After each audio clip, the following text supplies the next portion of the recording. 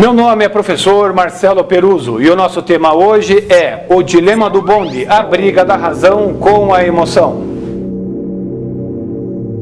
O dilema do bonde já é estudado há algum tempo por psicólogos, neurocientistas e estudiosos do comportamento humano, mas quero dar uma ênfase diferenciada neste dilema, levando em consideração as atitudes dos nossos personagens Macaco, Princesa e Einstein. Para quem não conhece o dilema do bonde, ele foi criado pelo biólogo e antropólogo Mark House e coloca as pessoas num processo decisório paradoxal, em dois cenários distintos. Vamos ao primeiro cenário. Você está em uma calçada e vê um bonde totalmente desgovernado descendo em alta velocidade uma ladeira. Logo adiante, você vê 5 trabalhadores fazendo a manutenção dos trilhos. Do seu lado, existe uma alavanca que pode mudar o rumo dos trilhos para um caminho alternativo.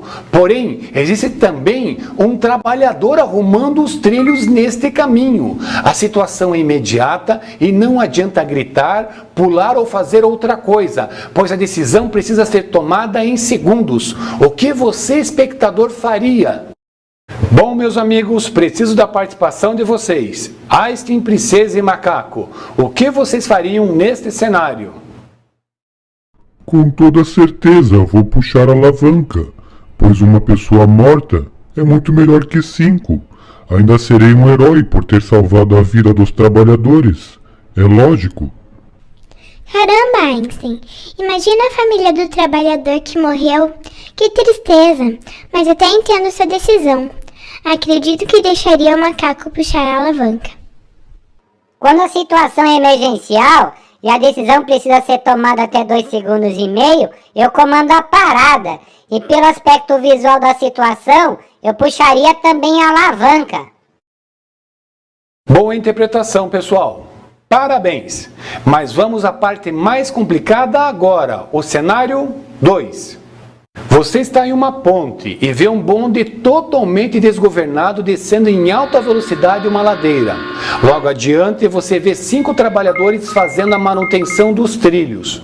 Na sua frente existe uma pessoa muito obesa, não tem tempo para fazer nada e a única solução é você empurrar a pessoa obesa nos trilhos. Assim, o bonde com atrito e barulho vai diminuir a velocidade e salvará os 5 trabalhadores. O que você, espectador, faria? Empurra ou não empurra?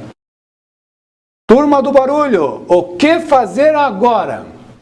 Eu não sei o que faria. Matar uma pessoa? Afinal das contas, eu empurrei e participei diretamente do processo. Meu Deus, é muito difícil. Estou confusa.